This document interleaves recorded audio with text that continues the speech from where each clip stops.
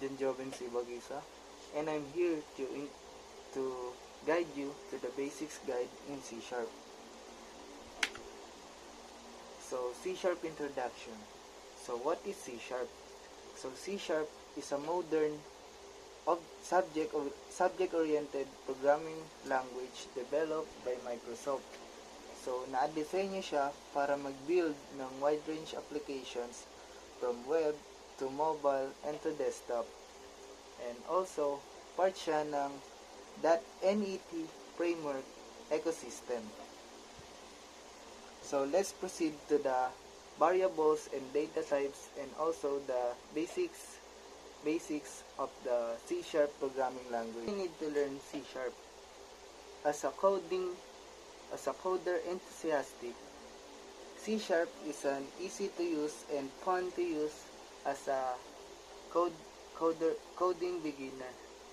No? So, also yung C Sharp is halos may mga kaparehas ring elements na ginagamit katulad na lang ng ibang programming language tulad ng C++, and Java and Python.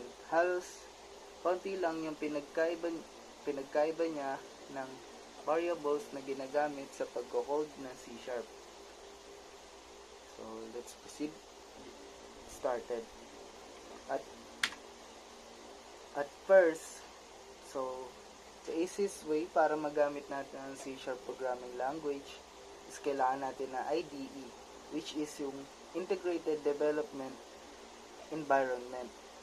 So, ano ito? Isa siyang, dito natin may edit and mako-compile yung mga code natin sa programming language na C Sharp.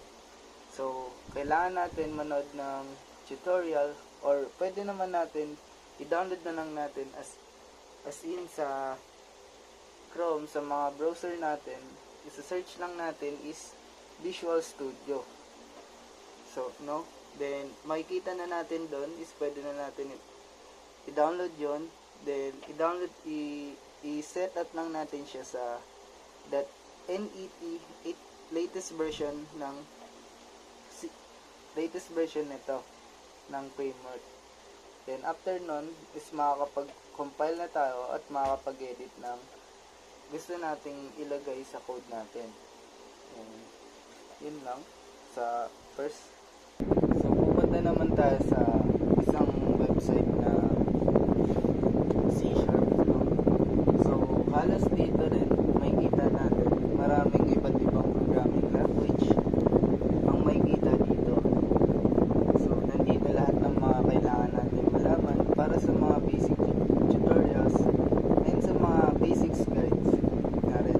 Also, the roadmap na rin sa coding. So, nandito yung HTML, CSS, JavaScript, at marami pang iba. So, dito may kita natin yung C Sharp, C++, and C Sharp. So, nandito na lang, sa website na to, is nandito yung flow guide na maaari natin magamit para matuto tayo mag-code ng C Sharp. So, punta tayo sa syntax since na nakapag-intro na tayo kanina. Is dito tayo pupunta. Sa syntax naman is also sa website nga pala na to is pwede kang mag-try ng code mo para ma-elaborate mo yung example na ginawa ng website, no? And also para makapag-try ka rin ng code na gusto mong gawin sa variable type na binasa mo. So, syntax. So, ganito yung paggawa ng sa code ng syntax. So, yung syntax is also known as grammar ng coding. So, kapag may wrong syntax, pag nagka-syntax error ka, so it means mali yung grammar mo or yung pagkakaput mo ng variable or ng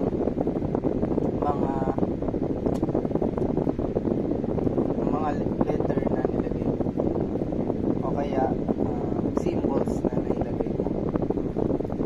So, ganun lang naman para nagkakaroon ng syntax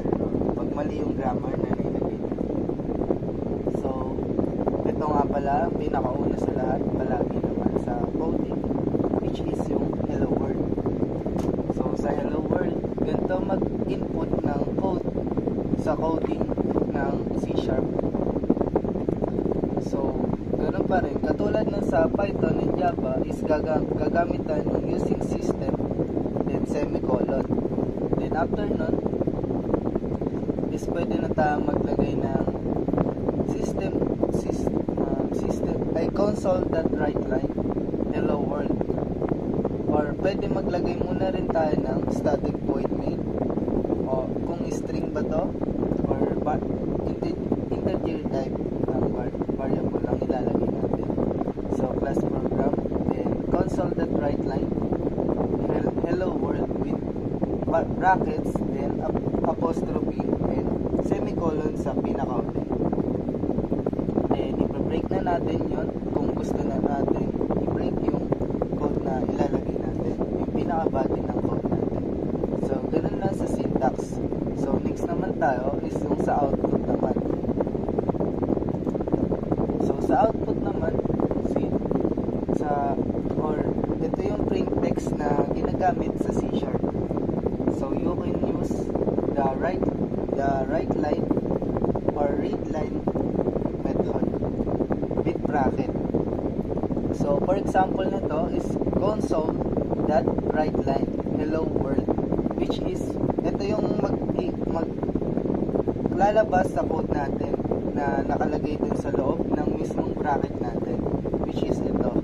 Then lalagyan natin siya na apostrophe ng dalawang apostrophe or ng quotation mark, no?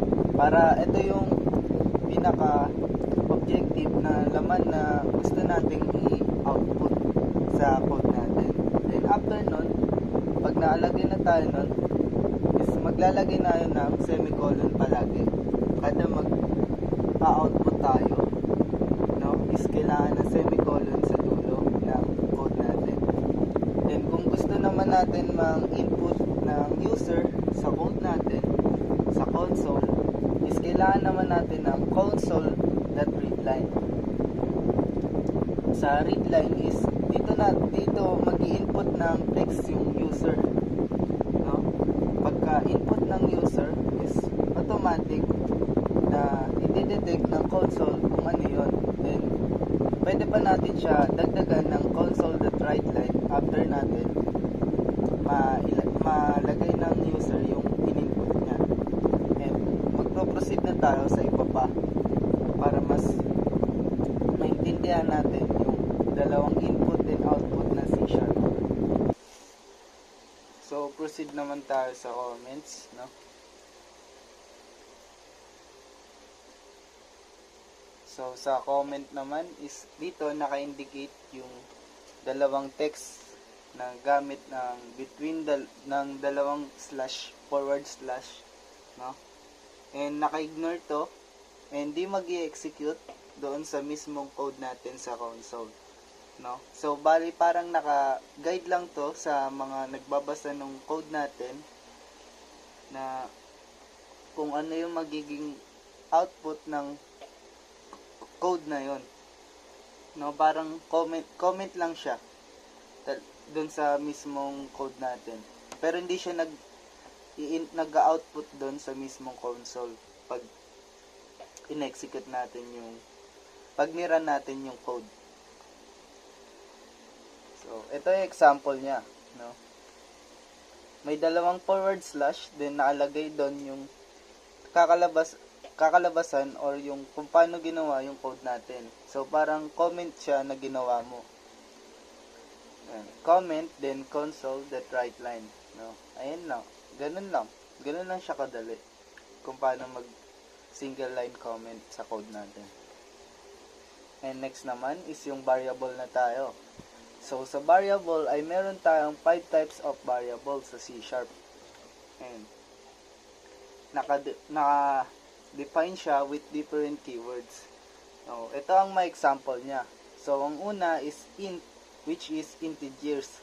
So naka-store siya ng mga whole numbers na walang decimal.